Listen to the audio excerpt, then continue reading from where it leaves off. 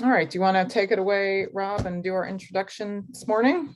Absolutely, yeah. So it's a real pleasure to welcome Dr. Dougherty to our Grand Rounds, and thank you so much for being here.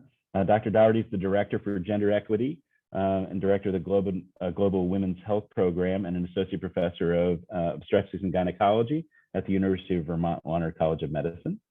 Dr. Dougherty earned degrees from Wesleyan University in Classical Civilizations, and a master's from Goddard College in Health Arts and Sciences, for coming to the University of Vermont and never leaving. So coming to the University of Vermont for medical school, and then a residency in OBGYN at the University of Vermont Medical Center.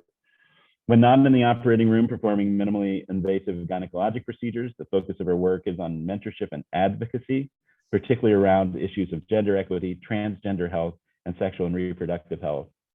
In 2019, Dr. Dougherty founded the Gender Equity Initiative at LCOM, which seeks to increase the representation, advancement, and workplace satisfaction of women and gender minority community members through education, recognition, achievements, and advocacy.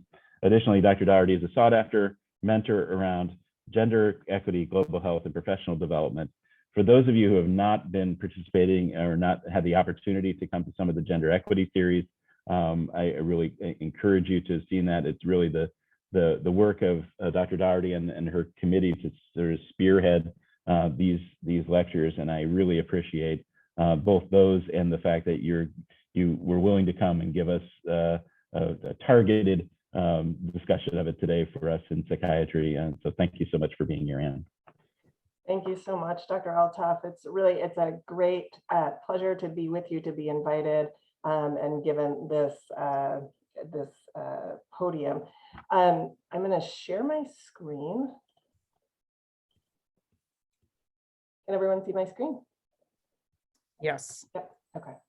And I am going to also say that I'm recovering from COVID. And so I'm hoping that I'm not going to have a coughing fit in the middle of this, but bear with me. I've got a cup of tea right next to me. So today we're going to talk about gender equity, the past, present, and the future. And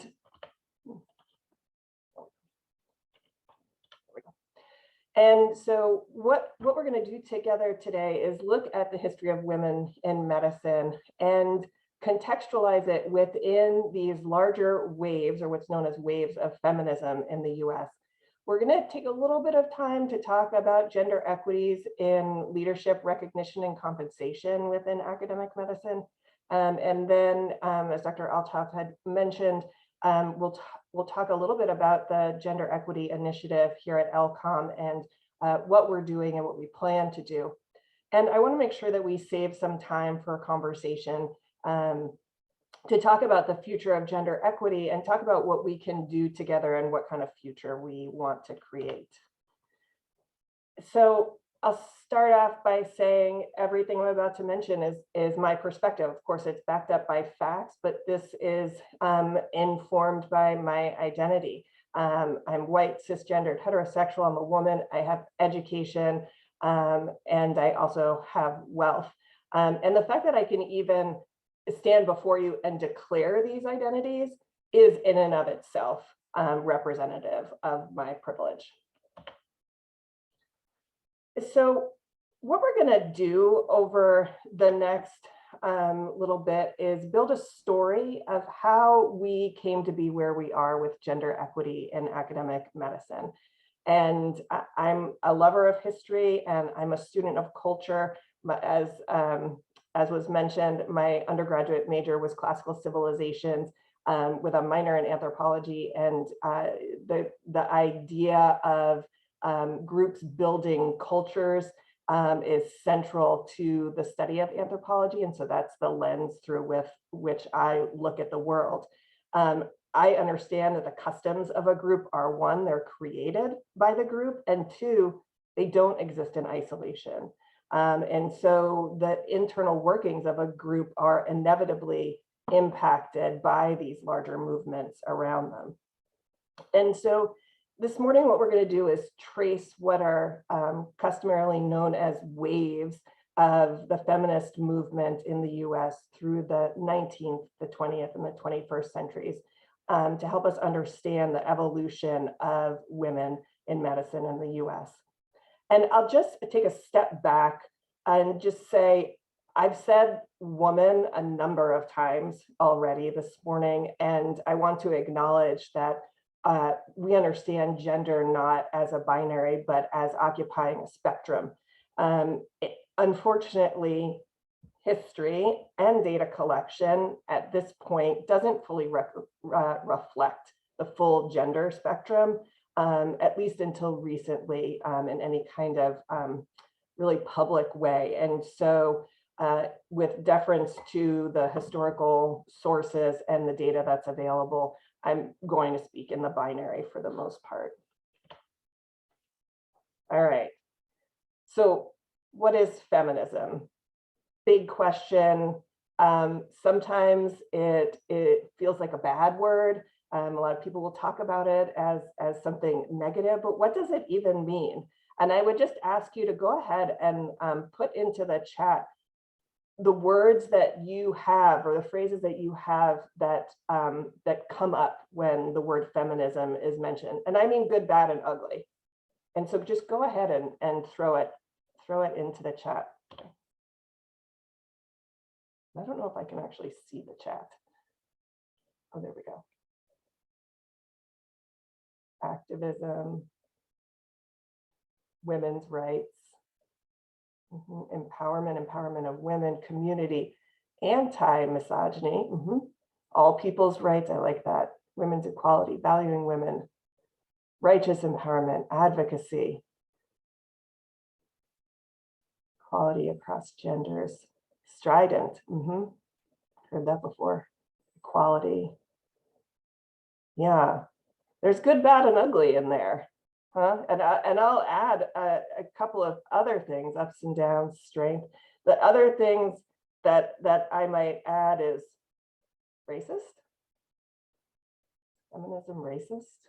We're going to get into that a little bit. Is it something about securing the right to vote? Something about burning bras? Is it misandry, like a hating of men? So there are lots of different thoughts around this one single word, feminism. And what I hope is that we'll come away with the fact that feminism is broad, it's ever changing, it's both reflective of the larger society and it influences the larger society. And here you'll see some of what you had just told me, right? Equality. I think someone said inclusive. So we're talking about intersectional identities. It's about power. A lot of times it's about reproductive rights. It's about the right to vote. Maybe it's about wanting to take over male spaces.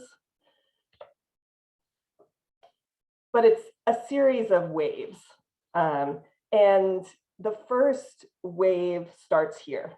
So this is women picketing in front of the White House. And this is the first wave of feminism. Okay, so we're talking about the early mid to late 19th century, crossing over into the 20th century. And at this point, women had limited rights and freedoms, and they were buried under domesticity and were subservient to a husband or a male relative. Women couldn't vote. They couldn't serve on juries. In most states, they couldn't own property, though that changes through this time period. And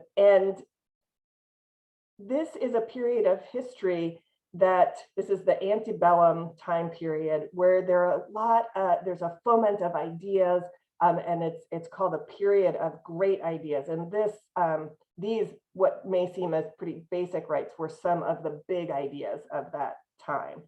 And essentially what's going on is that women are fighting to be recognized as people, right? As full people. The first wave of feminism is essentially synonymous with the suffrage movement. And this is a movement that comes out of the abolitionist movement. But I'll say they remember going back to this idea that feminism is racist. They won't stay tied together for very long.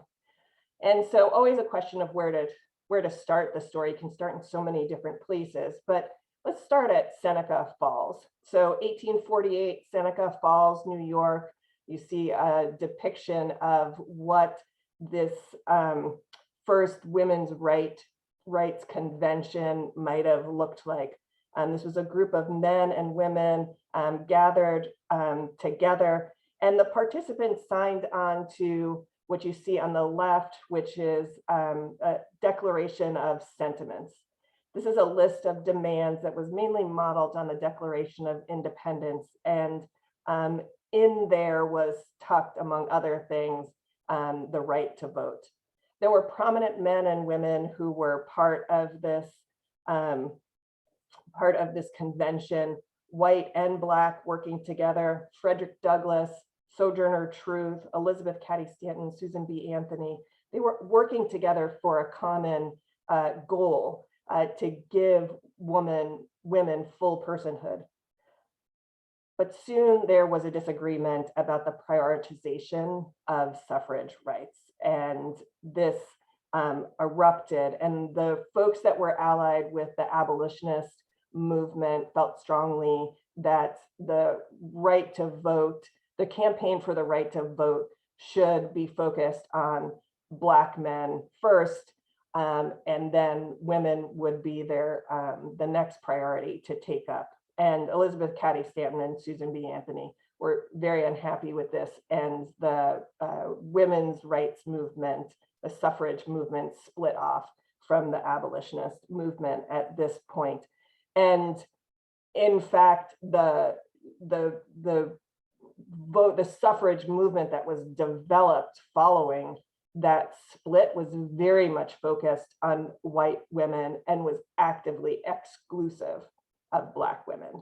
And so this is the beginning of a racial undercurrent of inequity within the women's movement that has been really difficult for the women's movement to get out from under. In the 1870, the 15th Amendment was passed, and this gave rights to vote regardless of race, color, or previous condition of servitude, so regardless of whether someone was a former slave. And it wasn't until 50 years after that, that in 1920, that the 19th Amendment was passed, which gave women the right to vote. And again, but it wasn't all women, because in point of fact, though there was an amendment in the Constitution, there were voter regulations within individual states, particularly in the South, which actively prevented Black women from exercising the right to vote until 1964, when the Civil Rights Act was passed. So, as I mentioned, the late 19th century in the US, women are fighting to be recognized as people, and maybe people who could be educated. There were several arguments about why women couldn't be educated. One of them was biologic. And Edward Clark, who was a professor at Harvard Medical School and author of a book called Sex and Education, or A Fair Chance for the Girls. I'll just tell you the punchline was that he was not going to give a fair chance to the girls, said that there was a constancy to men's physiology, but that the periodicity or the cyclic nature of women's physiology required extra energy at certain times of the cycle. And he further posited that if a woman's brain was demanding energy by need for study, then her body wouldn't get that necessary energy and would suffer. And the end result, he said, would be infertility, which would be to take away the God-given role of women. There was also an idea that there were, and you can see some quotes here on the screen. My favorite is from pioneering obstetrician Charles Meigs, saying, "She has a head almost too small for the intellect, but just enough for love." Charles Meigs also was an ardent opponent of obstetric anesthesia, believing that the pain of child's birth was a necessary part of the process. There was, oh, and I'll just stop to make sure that you read Van Dyke's quote down there at the bottom. "Educated women could not bear children with ease because study arrested the development of the pelvis. At the same time, it increased the size of the child's brain and therefore its head. And this caused extensive suffering in childbirth." As an obstetrician, I don't know that I've been able to draw that corollary. There is also another idea of separate spheres for men and women. And the woman's sphere was the home. And it was an organized and a predictable space. But the men's sphere was the world. And the world was messy. And outside of the home, there was a fear that women would simply get lost in the muck, that they shouldn't be out there risking themselves in this unpredictable space. Interestingly, women saw medicine as an extension of what they were doing in the home. They were already doctoring their families. They were already delivering babies, making herbal remedies. And there were many women who actually saw doctoring as a feminine thing to do. But in the mid-19th century, there were few what's called regular medical schools who were admitting women. So the term regular is a shorthand way that folks used to other some of the medical schools. So there were regular medical schools that were based in biomedical science and were the precursors of what would become our medical education system and academic system. And then there are other proprietary medical schools that were called irregular, who didn't follow the same curriculum, maybe didn't have the strict division between didactic curriculum and clinical curriculum. They also happen to cater more frequently towards women and also African Americans. So there weren't that many regular medical schools that were admitting women. Elizabeth Blackwell, seen here, was one of the few that was able to gain entrance into a regular medical school, a regular men's school. And it was in 1848 that she graduated from Geneva Medical College in New York. She was the first woman in the country to graduate with a medical degree. And then she went on to found with her sister the New York Infirmary for Women and Children. And then in 1965, the Women's Medical College of the New York Infirmary. Anne Preston here studied through an apprentice model for 2 years and then applied to multiple regular medical colleges only to be turned down.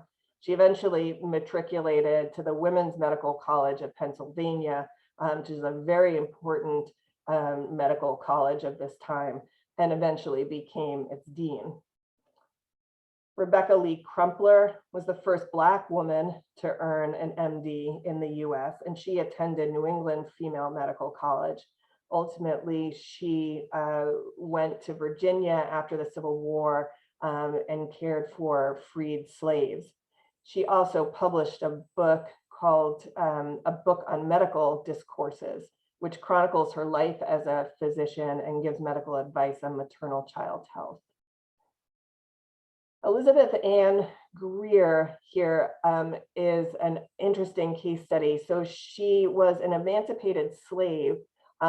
She also went to the Women's Medical College of Pennsylvania, but being a freed slave and being poor, she didn't have the ability to pay tuition. And so she had to alternate between studying, and then she would take a break and go back and work in the fields and pick cotton, and then come back and study again. And so this just really, her story underscores the challenges that folks who hold multiple identities have in getting through a system like medicine.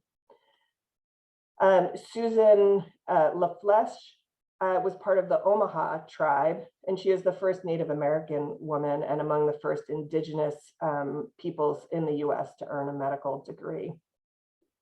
And there's so many pioneers and there's so many interesting stories, but this woman, Mary Jacoby, has a funny one to share. She was very much a classic physician scientist. And while some of her female colleagues were interested in pursuing medicine as a way towards social reform, she wanted to study rigorous science. And she wanted to be alongside men in doing this.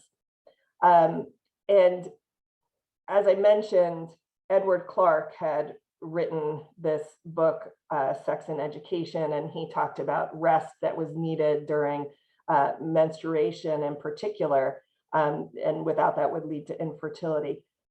Mary Jacoby said, let's apply the scientific method to that question. And she went about collecting extensive physiologic data from her women colleagues throughout their menstrual cycle. She included muscle strength tests before and after menstruation.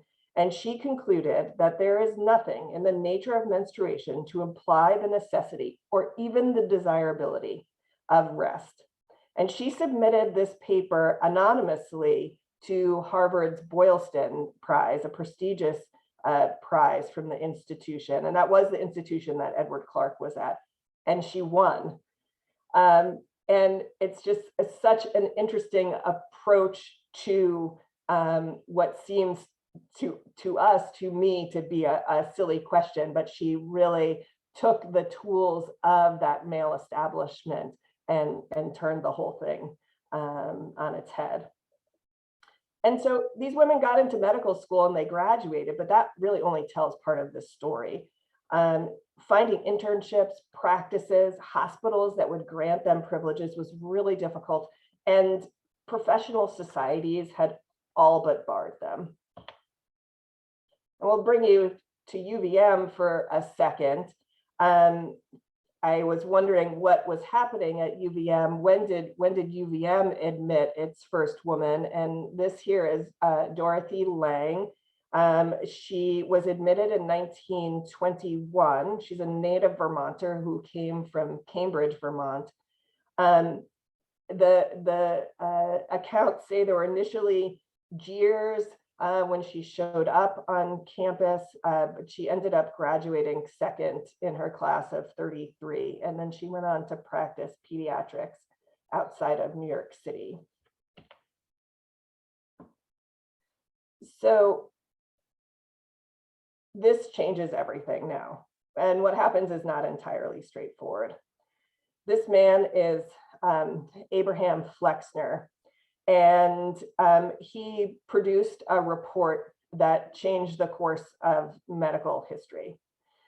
So what was happening was there was encouragement from some of the more pioneering medical schools to admit more women. There were also well-poised donors who were leaning on medical schools to start admitting and graduating women, such that by the turn of the century, women occupied 30 to 40% of the seats in their class.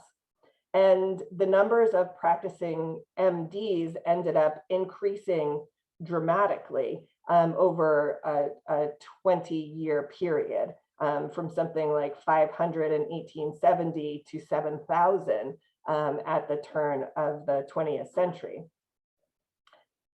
And perhaps in part due to this oversupply of physicians, the marketplace became more competitive, and it was felt that the profession's prestige started to decrease, as did its remuneration. So enter professional societies like the American Medical Association, which long barred women from being admitted. And in 1910, the AMA created the Council on Medical Education. And this council rated and ranked medical schools. The AMA then in turn contracted with the Carnegie Foundation to evaluate the state of medical education in the US. And this man, Abraham Flexner, who was neither a physician nor a scientist nor an educator by training, visited and evaluated 155 medical schools that were functioning at that time. And his conclusion was that there needed to be higher standards for admission and graduation, and that there, on the whole, were too many medical schools and too many graduates. And as you see, his quote down here, the curse of medical education is the excessive number of schools, right? The situation can only improve as weaker and superfluous schools are extinguished.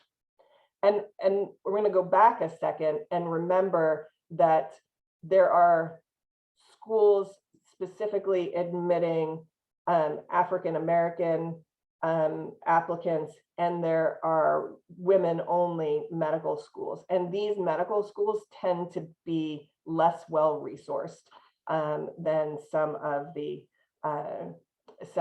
quote regular medical schools.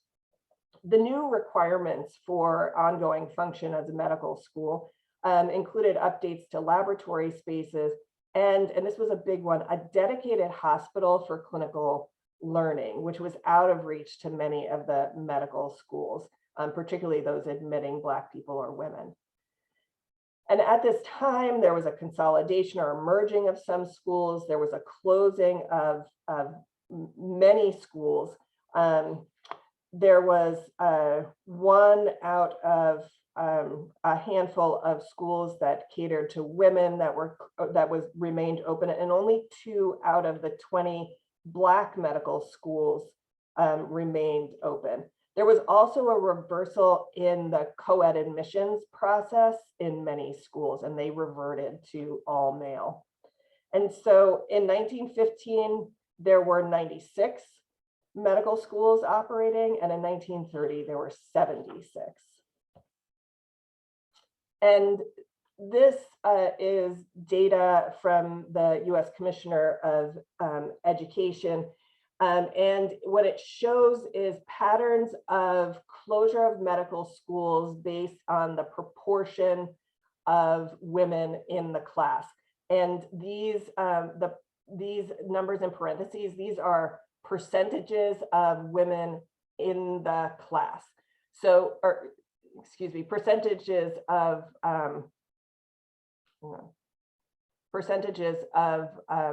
schools, excuse me. So this is closure by 1910, of the medical schools who had greater or equal to 20% women in their class, 67% of those closed by 1910, compared to 39% that had less than 20%. Okay, and this is just closure by 1920, it's a process. So of the medical schools that had greater than 20% of their class filled by women, had 78% of those were closed by 1920.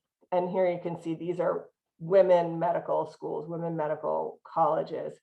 86% of them were closed by 1920. And interestingly, at this same time, and you can see here as well, the number of, or the percentage of women occupying seats in a medical class dropped precipitously. So again, the numbers in the parentheses are percentages, right? So Women's Medical College, obviously it's a women's school, so 100% are women. But if you look at Cornell, in 1900, 21% of the seats were occupied by women, but in 1940, only 9%. Same thing here, Boston University Medical School, 33% goes to 15%. So what you're seeing is a precipitous drop in the number of women in classes.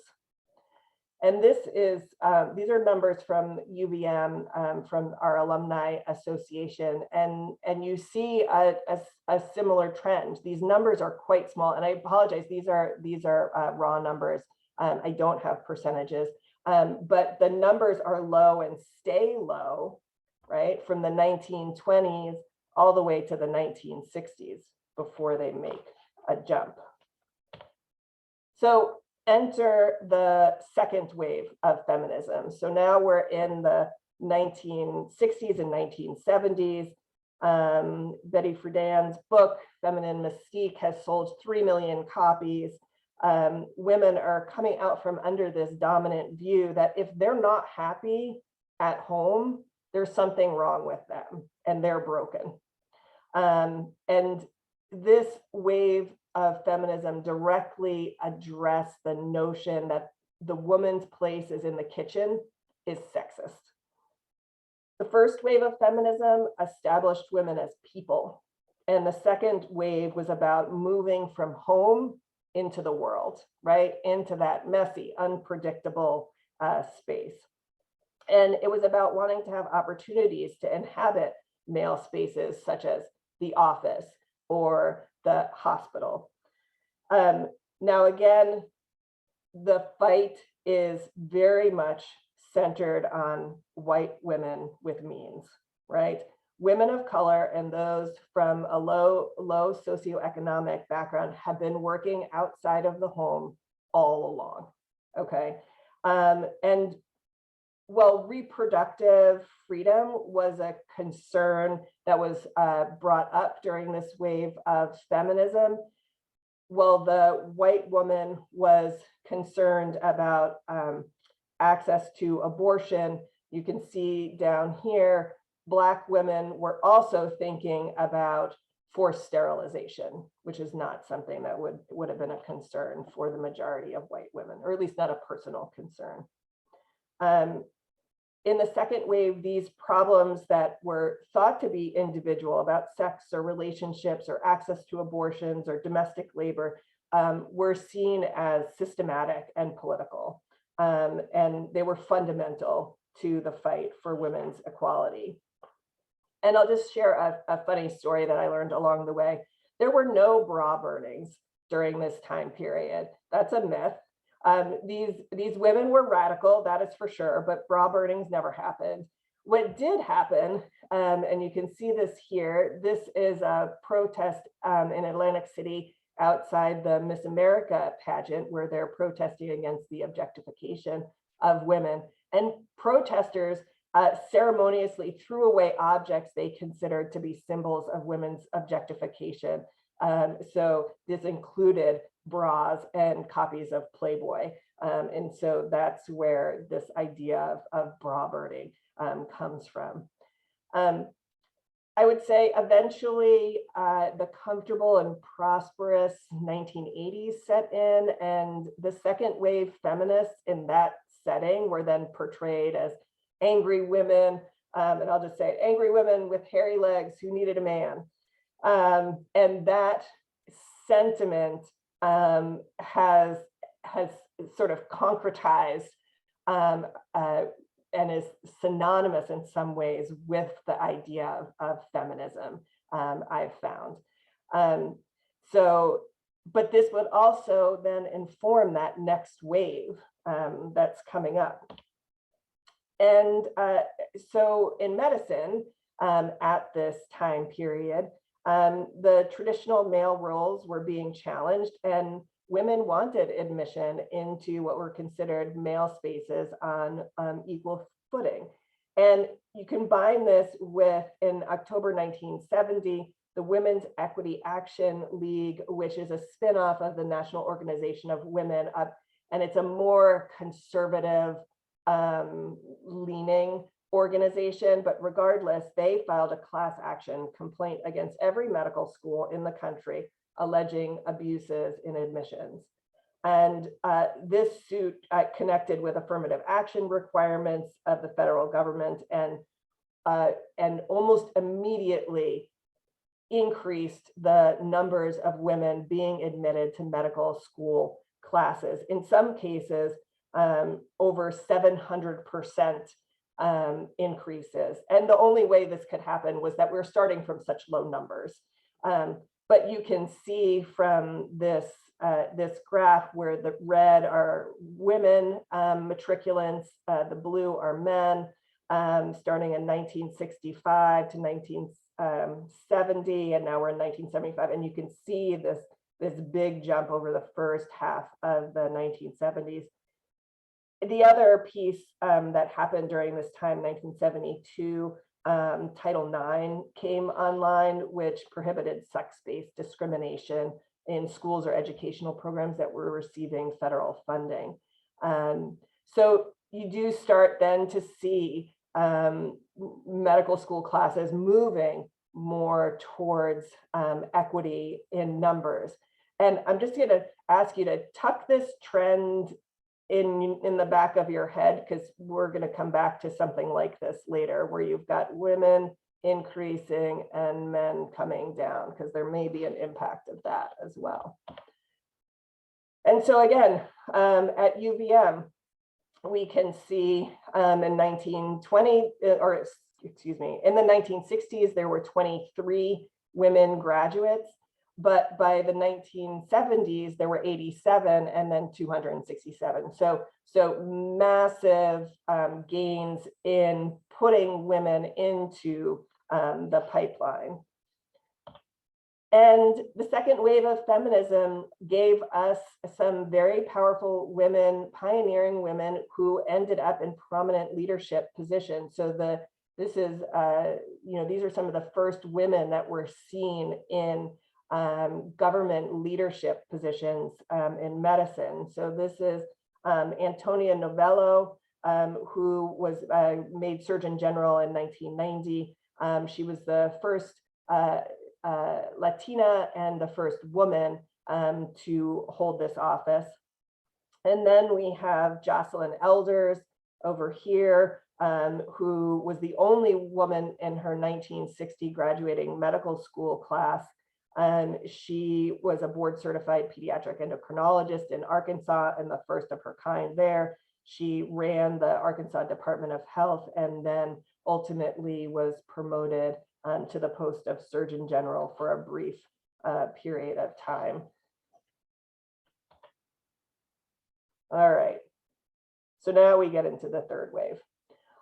So starting somewhere around 1990, 1991, and you'll, if you do some reading on this or research or talk to feminist scholars, you'll hear a lot of debate about what the third wave of feminism is, if the third wave is still going on, is it over, is there a fourth wave? We're going to leave all of that behind for simplicity's sake right now, and talk about third wave, understanding that we probably don't fully understand it because we're too close to it and may still be in it. But this was in part a rejection of the notion that a woman has to act like a man to occupy male-dominated spaces.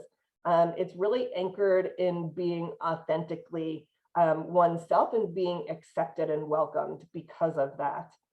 And the third waivers, they really like being girls.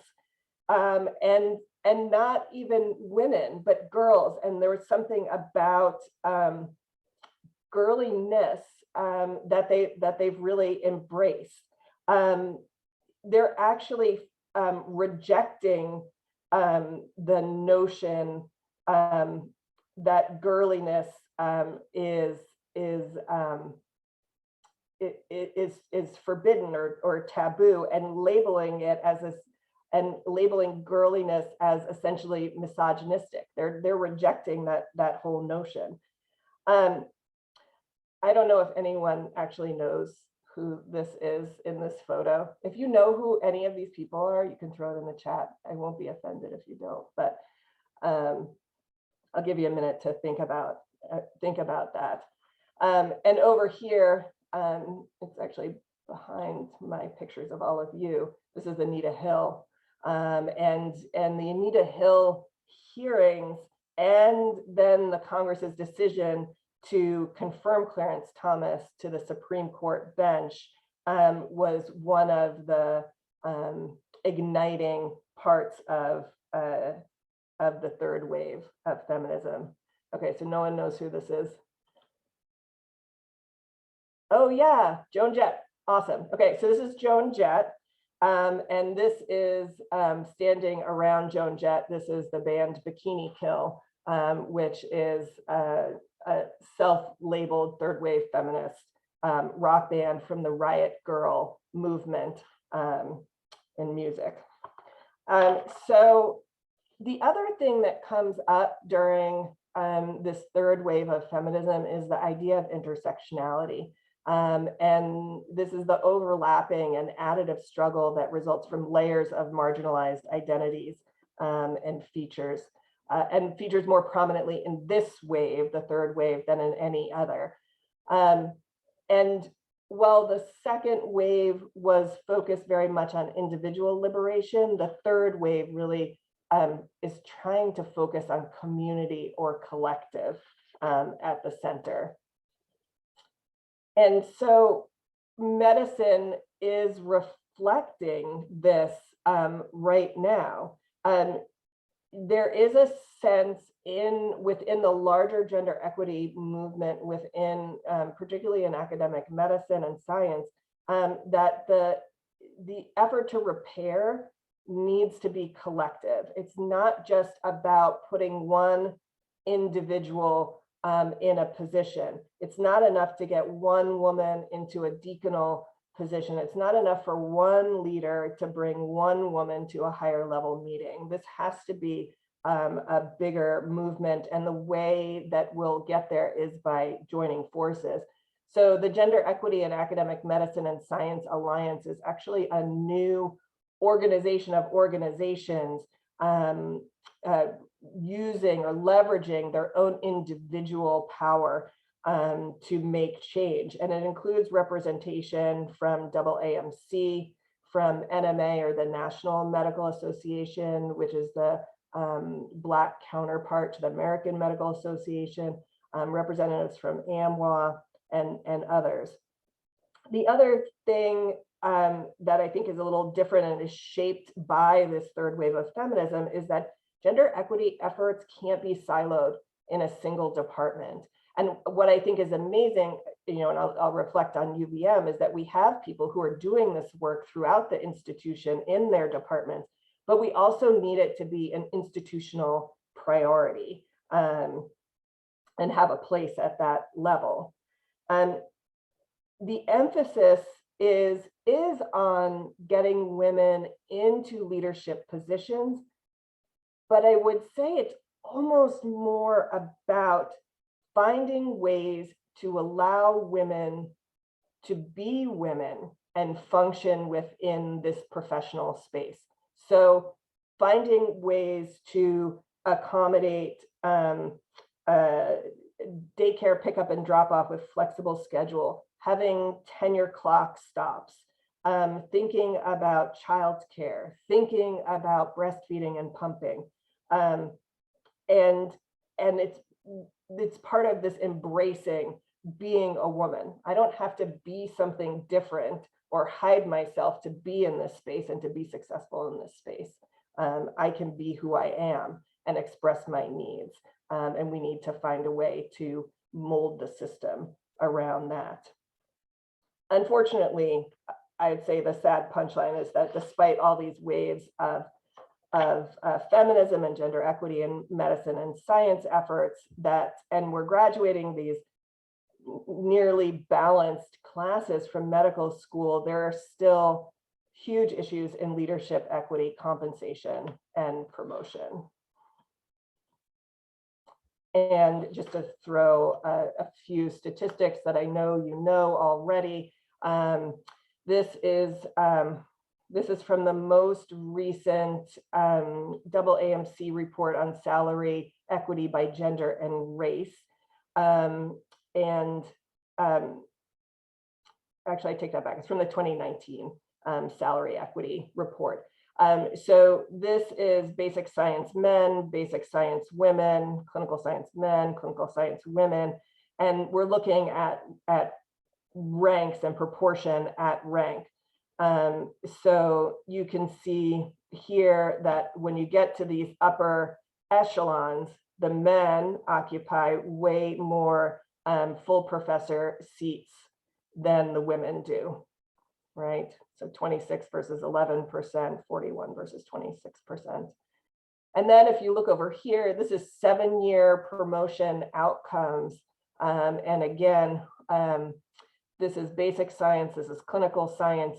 The purple are the people who have succeeded in being promoted over a 7-year time period. The green have not succeeded. And so women, basic science assistant to associate is here. And then you see the male counterparts there. Same thing if we look for clinical science associate to full, successful candidates are there. And these are the women. Compensation. I don't want to belabor any of these points. Basic science men, basic science women. Here are the white men, 154,000 compared to 134,000.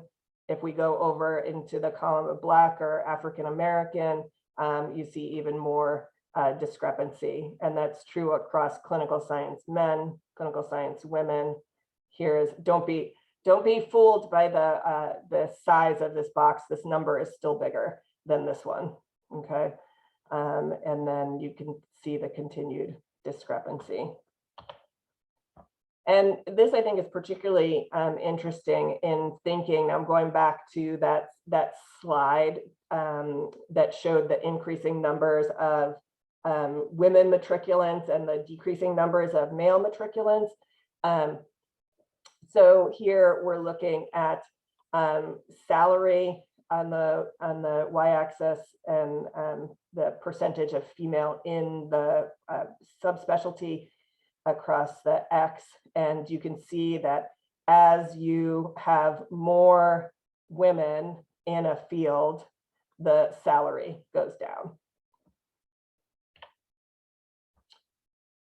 And here we see represented salary, it's salary over time and percentage of women in the field over time.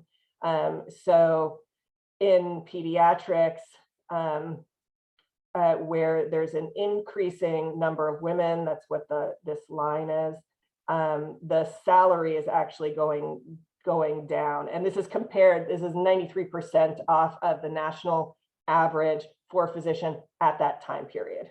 Okay, so it's going to be it's the percentages, so it's going to be different, but you see a 20-point drop off of the national average as you see an increase in the number of women in the specialty. And we see the same thing in OB-GYN, right? Increasing numbers of women, decrease in salary. In contrast to orthopedic surgery, that's had a pretty steady gender balance, not balance, but pretty standard gender makeup. And their salaries have increased, and urologies, which has stayed just about the same. So this is the cartoon to show you the waves of feminism, so you can remember them, right? Wanting to be, fighting to be a full person, fighting to be a person outside of the home, fighting to be distinctly, and I'll put these two together, distinctly who you are and show up as you are and be accepted within the group. I have to say, I keep puzzling over who that is, and I'm not exactly sure if it's like a young person looking up. I think that might be what it is. All right, so just just a couple of slides to show you and to talk a little bit about the gender equity initiative. So this is you, and I will own that this is largely data that I pulled off of your website. Julie did help me pull some of it. So if it's inaccurate, I take all of that. I take all of that fault. So women full-time faculty by rank. This is AAMC data. These first two rows. 48% of assistant professors are women. 40% associate. 27% professor. When we look at psychiatry across the country, we see something slightly different with 60% at that entry level assistant professor rank, 20% at associate, and 20% at professor. And you can maybe help me understand this. My thought was that this is an expanding, psychiatry as an expanding workforce right now that's creating a situation that's very bottom heavy, but I'm not sure about that. And then this is what you look like in your department. Again, taken from what's currently on your website. You have 50% of your assistant professors are women, 60% of your associate, and then 33% of your full professors are women. And this number, though this looks like a big number, one of the things I saw is that there are not many associate professors in your department, and that may be changing because I don't know that the last promotion cycle is reflected on the website, and I know that there's work being done in your department towards promotion.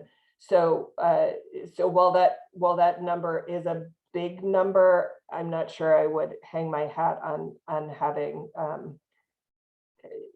really having equity within that associate professor rank until we get a few more of these people up into that category. I was really happy to see that of the folks that are listed as departmental leaders, 50% of them are women.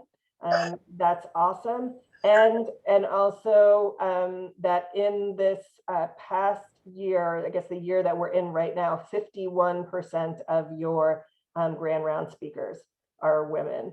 So I think that points to some intentionality within your department, and I'd love to hear more. I just want to make sure that folks know what we're doing here at LCOM, and I probably could talk for a very long time about what we're doing. But the Gender Equity Initiative, which was launched in 2019, seeks to increase the representation, advancement, and workplace satisfaction of women and gender minority LCOM community members. We're really trying to make this inclusive and understand that there are folks identifying outside of the binary who are experiencing stressors in the workplace based on their gender identity. And what we've done is we've pioneered the Gender Equity Education Series that Dr. Althoff mentioned at the beginning. Our next session is April 13th at the noon hour, and I think Julie's going to send it out to everyone. It did go out from the dean's office this morning. It's by Zoom, and Jasmine Jackson, who is a pediatrician, will be talking to us about intersectionality in medicine. We've started something called the Faces of Gender Equity, where we've been giving opportunity for folks throughout the institution to talk publicly at our education events about what they're doing to foster gender equity, what's important to them about equity, and allowing us to see who our allies are within the community. We also have awards that are given each March. We just had our third celebration of gender equity in medicine and science, and our award ceremony. We've formalized a process for nominating women for candidacy at ELAM, the Executive Leadership in Academic Medicine cohort program, one of the best leadership programs for women in academic medicine in the country. We also launched a Women in Medicine peer leadership group. Julie's been a part of that. And we will put a call out for a new group. It probably won't happen until September, but be on the lookout for that. It's a great way to connect and learn from and learn with other women. We're going to launch a men's allyship group shortly. We've got a data collection tool, the Gender Equity Report Card that we've been working on, and it's in a pilot phase. And then not directly related to the Gender Equity Initiative, but something else that I'm also involved in is over at the Health Network Medical Group, we're doing a salary equity pay study. So stay tuned for results from that.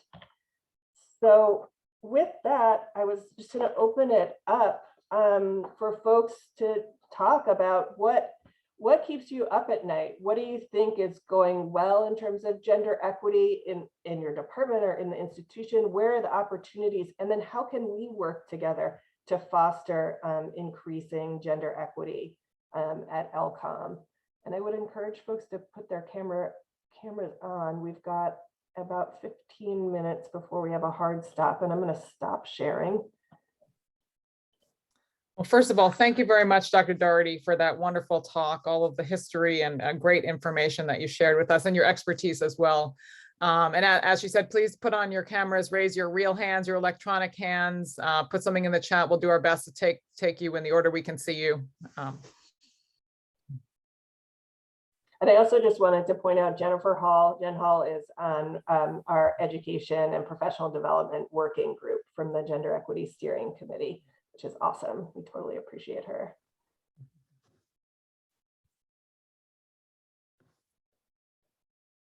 It's such a hot topic. I can't believe no one wants to talk about it.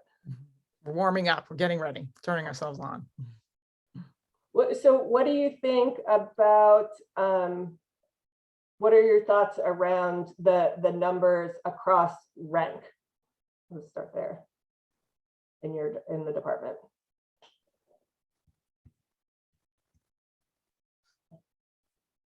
And if we start from the place where there are, and maybe you can tell me what you're doing, you know, where you have a number of, I'm going to assume that everyone is wonderful and talented in this department. So you have wonderful and talented people who are at the assistant professor rank. How do we move them through? And this isn't just a question about women, but how do we move them through, and how do we know when folks are quote ready to go up? Sorry, I might have to answer that since that is my job. Anne, do you want me to stop the recording so we can speak? Should we do that? Is that a good idea, or is this worth recording? Okay, sorry, doing my